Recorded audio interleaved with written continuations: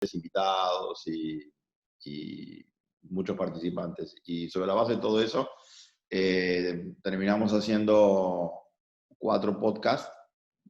Usamos un equipo de la UNTREF que era bastante bueno, así que salieron bastante profesionales los podcasts. Claro. Eso, en todo caso, para ver un ejemplo de lo que hicimos. Yo no tengo mucha, en realidad, ninguna experiencia de hacer podcast.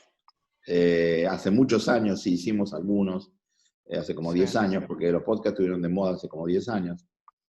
Y probamos algunas cosas, pero después no lo volvimos a hacer eso. Sé que estas son como así, ¿no? Son tendencias de que van y vienen. Acá tengo a mi gato que hace podcast por su cuenta. Basta, Roger. Yo al podcast le veo varias ventajas. Por ejemplo, nosotros estamos haciendo unos seminarios con unos amigos que son largos, porque duran 2 sesiones de Zoom, ¿no? Y los grabamos. Y el audio del podcast primero ocupa 10 veces menos espacio, ¿no? O sea, estamos hablando de si usás mucho tiempo de grabación, al usar el audio, comprimís un montón.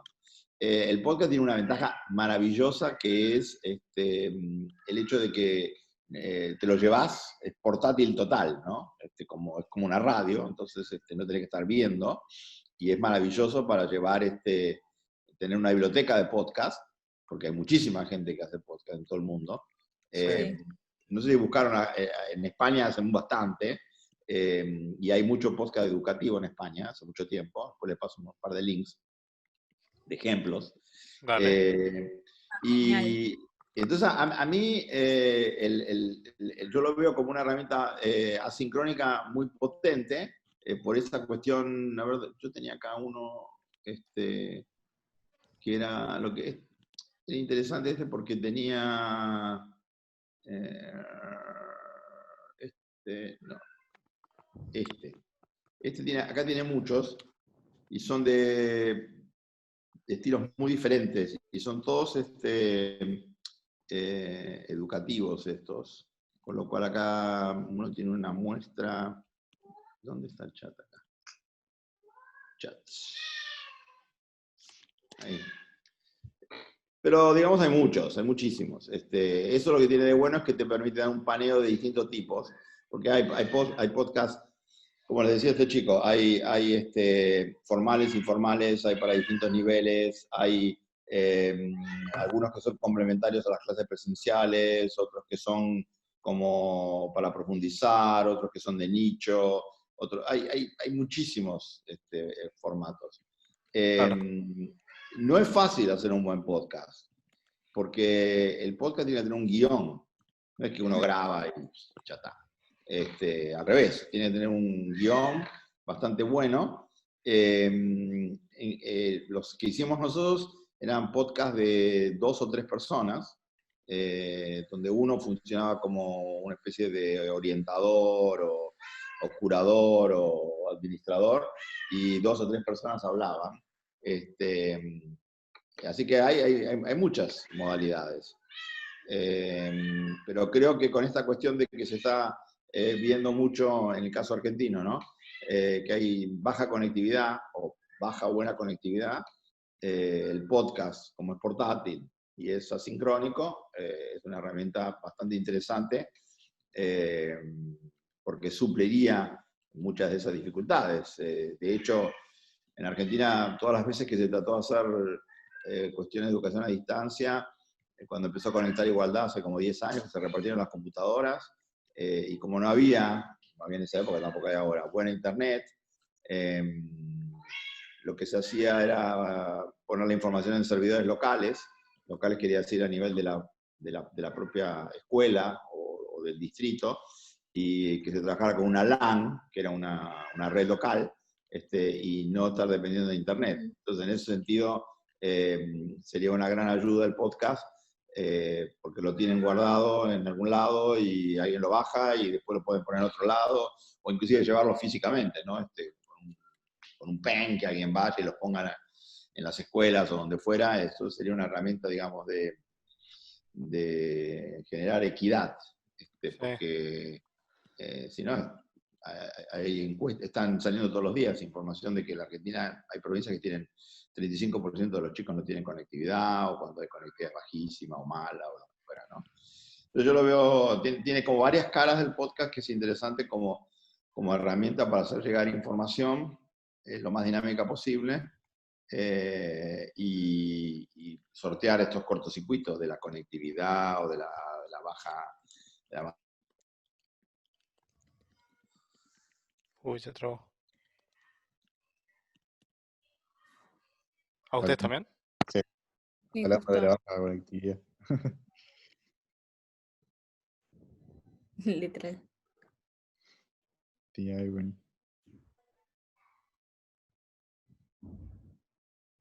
Dale. Pam. Ahora ahí sí está entrando.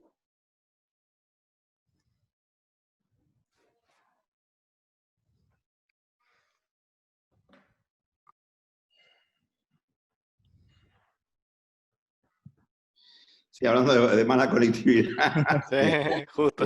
Digo lo mismo. nos desconectamos nosotros. Em, También algo que nos surgió preguntarte es, porque nada, me acordaba de lo que nos contaste que hiciste en Barcelona, y como el podcast sería algo como a distancia o que puede suplir la manera de dar como la tarea para la casa, como que intrigaba mucho el hecho de que por ahí se asocia mucho la innovación en la educación con hacer cosas más gráficas o modificar el espacio, y por ahí, por un lado, como si como hicieron algún experimento o implementaron algo relacionado al audio, y también cómo mantenían como esta innovación a la hora de dar actividades para la casa, para los chicos, y que se mantenga como esa, como que no sea que van al colegio y hacen cosas totalmente distintas y después van a la casa y siguen haciendo tarea como en el modelo educativo anterior. Bueno, pero eso tiene que ver un poco con lo que ustedes preguntaban ahí, ¿no? Una de las preguntas tenía que ver con, bueno, con este modelo virtual y qué está pasando. Eh, lo que pasó que fue una situación tan insólita, esto de tener, en el mundo hay más o menos 1.400 millones de estudiantes, de todos los niveles. Hay unos 250 millones que son de universidades, y el resto de secundaria y primaria. Y el hecho de que en pocas semanas haya pasado ese total de entre 80 y 90% a lo virtual fue un experimento masivo maravilloso jamás pensado. Ninguna de las personas que estaban imaginando educación virtual nunca tuvieron ese sueño, ¿no?, de que todo el mundo fuera virtual. Pero así como fue un experimento social inesperado y súper potente, también se hizo de cualquier forma, y encontró a la gente en situaciones muy distintas. Yo les voy a mandar, esta mañana salió una pequeña nota a ver si la buscamos acá, que hizo alguien sobre 30. Acá está miren, acá son 4, pero bueno, con que les dé uno, los podcasts que hicimos con Julito, acá tienen uno. Pues si les interesa, les podemos. Este es me faltó la H, me traí la H adelante. Ese es el podcast que hicimos en la UNTREF. Y lo que les quería mostrar de este pasaje a lo virtual masivo me lo mandaron esta mañana Giovanni, que era, lo llamó un virus antipedagógico, y acá tienen una buena comparación de lo que fue pasar así masivamente de lo real a lo virtual, en tiempo récord. Son tweets, ¿no? Son 30 tweets, donde se hace una muy buena evaluación de dónde estábamos antes cuando era real y cómo pasamos de lo presencial a lo virtual.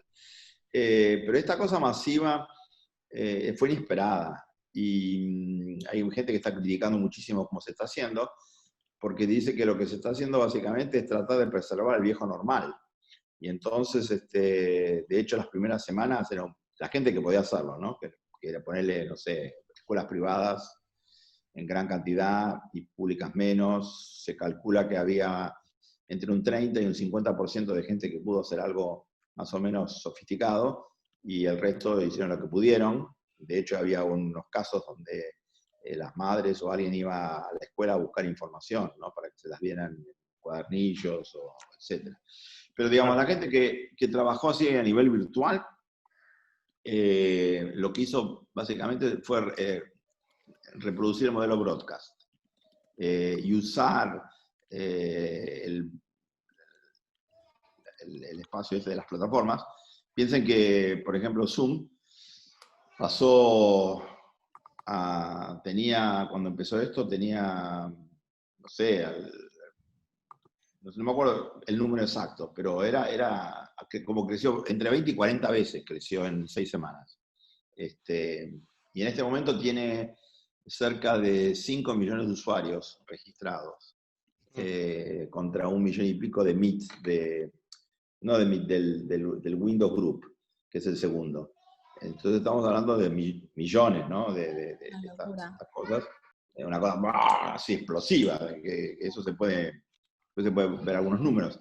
Pero Sí. lo que se hizo casi siempre fue simplemente reproducir el modelo broadcast. Solo en casos más sofisticados se pensó en esto de clase invertida, Flip Classroom, o de usar mucho el mail, que de hecho, por ejemplo, hay gente que está protestando estos días diciendo que hay como una especie de enfermedad de Zoom, la Zoomitis, y que más o menos entre el 50 y el 75% de lo que se hace en Zoom se podría hacer con mails, ¿no? Y de hecho, muchas de las interacciones que están pasando en Zoom, no se decide nada en Zoom, sino que las decisiones se hacen básicamente por mail de vuelta. Lo que también te lleva a pensar que si vas a usar podcast para lo que fuera, tenés que pensarlo generalmente como un complemento a algo, o dentro de una estrategia pedagógica más multivariada, y no como el formato exclusivo de nada, porque así como, insisto, en un podcast, cualquier estrategia pedagógica usa estas herramientas para ciertos objetivos. Hay que ver cuáles son los objetivos, y entonces usar las herramientas. Y al revés, como se hace ahora, hagamos todo en Zoom. Y entonces muy poca gente también le saca el jugo a Zoom, ¿no? O sea, Zoom, Claro. vieron que ya les mandamos ya tuiteamos el video de GABA, Sí. porque puedes grabar, puedes guardar el chat, puedes guardar la conversación. O sea, hay un montón de la dinámica de cualquier herramienta que es lo que tenés que explotar. Entonces pasa lo mismo con el podcast. O sea, porque el podcast en general se lo ve como un formato radio, algo que tiene que ver con lo que originalmente era la radio. Entonces es como un derivado de la radio. Así como YouTube puede ser un derivado de lo que es la televisión. Entonces el podcast, a medida que fue evolucionando, se fue viendo que algunos podcasts eran mejor que otros por este motivo, por el otro, por el host, por la edición, por el tema tratado, si era entretenimiento. Los usos pedagógicos hay que pensarlos lo menos unidireccionales y lo menos broadcast posible. Por eso son buenas para entrevistas, por eso son buenos editados, por eso son buenos para ping pong, por eso son buenos con un buen audio atrás, o sea, como un buen programa de radio, ¿no? Porque cuando uno escucha un programa de radio, si está bien hecho, es como, bueno, fluye la cosa, entra uno, sale, hay esto, el otro, etc. Entonces el podcast también no es una que pones un tipo a recitar la guitarra ahí y habla indefinidamente, ¿no? Sino que tenés que pensar, bueno, cuánto tiempo le van a prestar atención, cómo los secuenciás, los haces temáticos, los usás en qué estrategia pedagógica. Hay, digamos, toda una cosa de tunear el podcast que es interesante. Sí.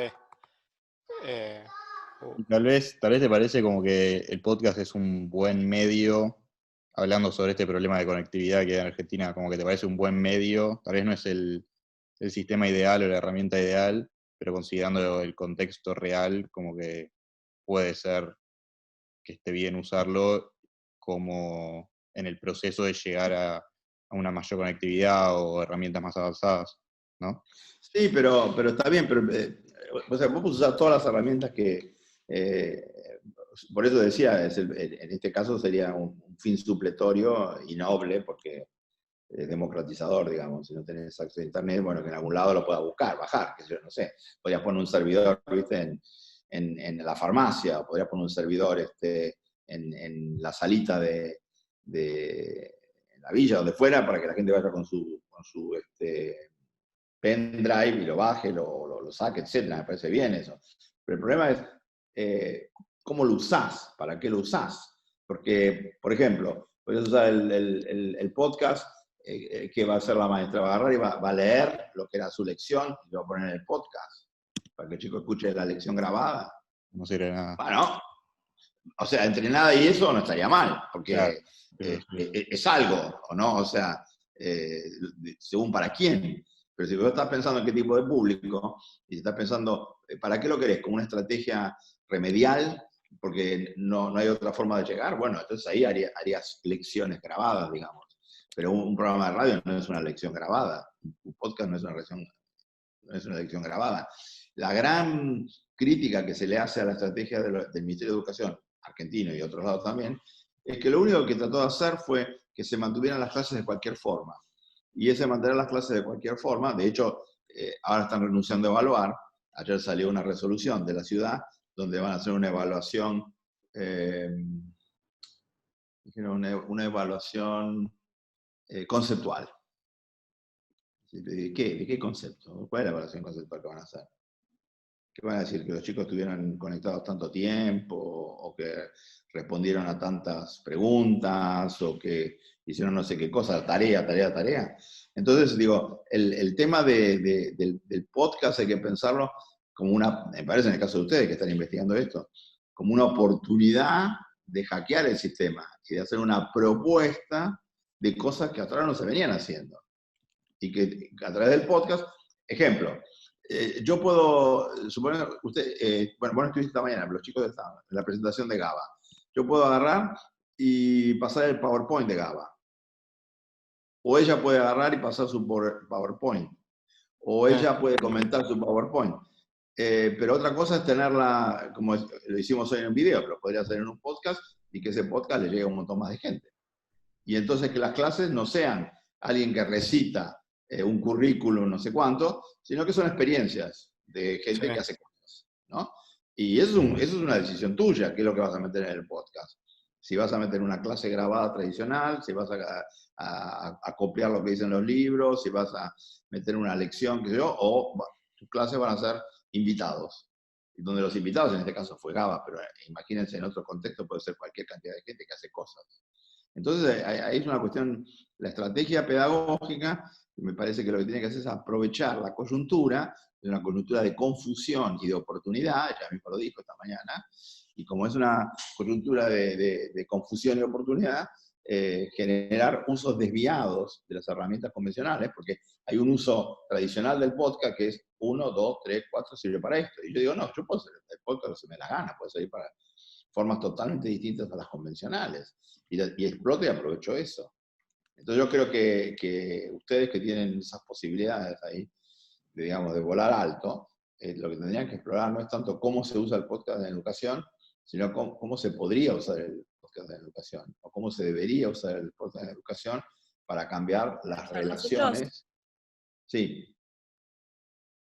Nosotros habíamos, como muy inicialmente habíamos pensado, o sea, se nos ocurrió justo a partir de tus clases que ustedes nos dan muchas charlas TED, y como que como suplemento optativo, no obligatorio, capaz también como muy estaría bueno tener podcasts que sean de diseño educativo y ver cómo es que, bueno, el formato puede ser si es que es una entrevista o es alguien contando experiencia laboral, como que habíamos planteado esto de, bueno, mirá si en vez de darnos charlas TED nos dieran podcast, como que era un pensamiento inicial. Sí, de hecho las charlas TED ahora, viste, salvo porque la gente que porque hay dos tipos de charlas TED, ¿no? Las charlas TED globales, que son esas que están en el sitio TED.com, y las TEDx, que son esas que hay por todos lados.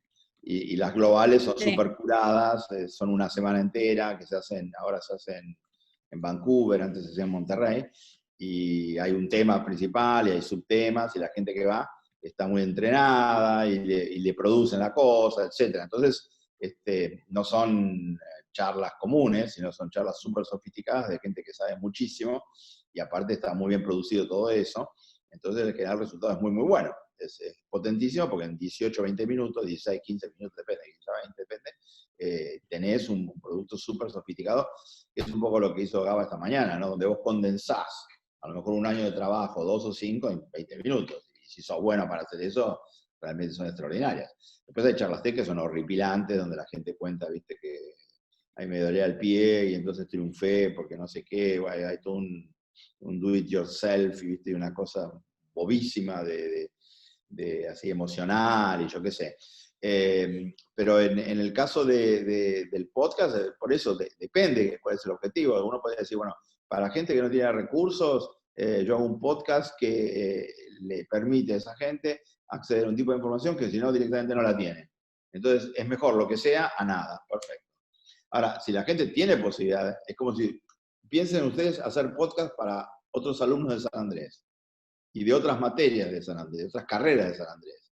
Sería bastante complicado, porque tenían que hacer cosas muy, muy buenas para poder competir, entre comillas, con los profesores, pero se podrían hacer cosas buenísimas, con invitados, o de repente, que yo, la misma materia, ahora que tenemos todos los programas en línea y qué sé yo, buscar a alguien que esté hablando de, no sé, supongamos si fuera matemáticas, bueno, cómo se enseña fracciones. Hay unos podcasts o hay unos videos de fracciones, bueno, es más visual fracciones, pero bueno, o geografía o historia, algo de historia, ¿no? Entonces de repente que la historia, alguien dramatice lo de la historia o lo convierta en un guión con personajes o qué sé yo, y podría ser fantástico eso. Entonces uno podría decir, bueno, yo no me meto con el currículum, con la casa de convenciones, etcétera, pero sumo algo que es muy diferencial y que vale mucho la pena. Entonces, primero me parece que habría que decidir eso. Yo voy a hacer algo para alguien que no tiene nada, entonces el nivel de lo que puedo hacer puede ser bastante básico, pero sirve. Lo voy a poner en un nivel donde la gente ya tiene acceso a muchos recursos, esto tiene que ser algo diferente, o lo voy a poner para complementar cosas buenas, pero que esto también sea bueno. Entonces tiene que ver cuál es el target, cuál es la audiencia, cuál es el objetivo a donde quieren llegar. Claro. No es porque uno puede decir, el título de la tesis de licenciatura de maestría, uso del podcast educativo. Puedes decir cualquier cosa. Busquemos un nicho, busquemos una audiencia, busquemos un público, busquemos un target y digamos, ¿qué valor agregado suma el uso del podcast? ¿Y qué tipo de podcast? Sí. Bueno, nosotros tenemos que separar como enfocarnos en el diseño como educación, pero también en la educación en general. Otra duda por ahí es que por ahí nos puedes aportar algo por ahí con las ciencias exactas, porque es una metodología totalmente distinta. Por ejemplo, un podcast de matemática, como no sé, como por ese lado de la educación, otros Un modelos como podcast de los canales. matemática, aparentemente el caso de la matemática es casi el más difícil, porque si la matemática necesita mucha ejemplificación visual, entonces meterte en un podcast de matemáticas es como meterte en una camisa de muchas varas, porque cómo vos suplís, la matemática se hace sobre lápiz y papel mucho, ¿no? No es una cosa conceptual, es una cosa que tiene que ver con inscripciones en papel. Pero por eso yo no me metería en un podcast de matemáticas, pero por eso decía, sí, lo que tiene que ver con lo narrativo, en literatura, en historia del arte, en todo lo que es más humanidades. En el caso de las ciencias duras, necesitarías probablemente acoplar el podcast con algún dispositivo en papel, que uno puede tenerlo por otro lado, ¿no? De repente un manual o de repente tener un cuadernillo de ejercicios, de repente tener estas cosas que está distribuyendo el Ministerio de Educación. Aparte, el Ministerio de Educación estaba trabajando mucho con televisión y con cuadernillos ahora, ¿no? Entonces, hay que ver dónde hacer la diferencia más grande. Y yo no sé si existen podcasts de matemáticas, habría que buscar, pero me parece medio raro. Sí, no, yo creo que tampoco hay, Sí. pero más como enfocando. Nada, bueno, era para. Sí, está bien.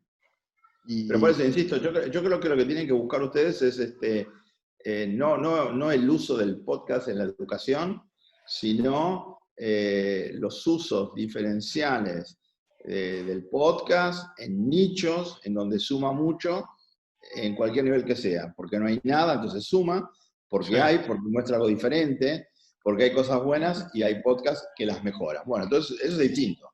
Yo no me podría hablar así del podcast en general, sino que buscaría, Claro. y aparte elegiría 3, 4, 5 buenos podcasts para ver por qué son tan buenos. Ya sea porque Sí. tienen tantos seguidores, o porque le interesa a los expertos, o porque son citados, en fin, habría que buscar esos, de esa lista o de otra que yo les di, hay motivos fuertes para que esos sean tan vistos o tan bajados. Sí. Por ahí también enfocando más en el usuario. Es que tiene que estar orientado hacia el usuario, porque si no es, como siempre, ¿para quién diseñas? ¿Diseñas para vos o diseñas para el usuario? Diseñas para el usuario.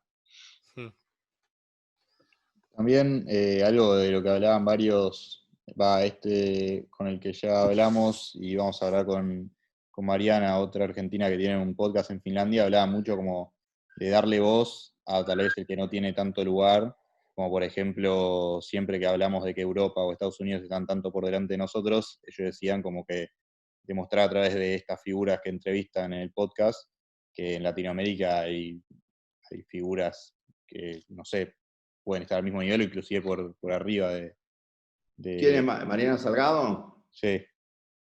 Sí, Mariana, sí, nosotros estuvo trabajando con nosotros un tiempo. Sí, bueno, el tema de la voz, eso es un problema. Tiene que ver primero con que el 90% de los contenidos de Internet están en inglés. Por lo cual, si vos haces un podcast en castellano, lo reducís 10 veces la audiencia que tenés. Igual hay 500 millones de personas que entienden castellano, ¿no? Así que tenés bastante público Sí. que dirigirte. No son 5 o 6, ¿viste? Es el tercero o cuarto idioma el castellano en el mundo. Después del mandarín, del inglés, incluyendo segunda lengua, ¿no?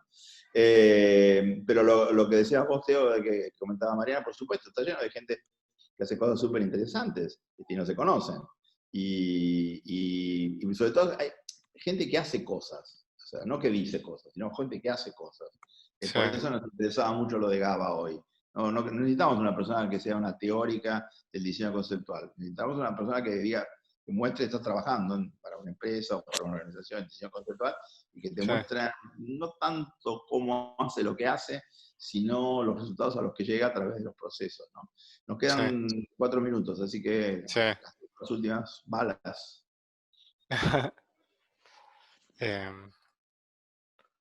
Tal vez pensando en, no sé, preguntarte cuál es tu mirada de por qué el conocimiento colectivo es como algo tan importante o tan potente.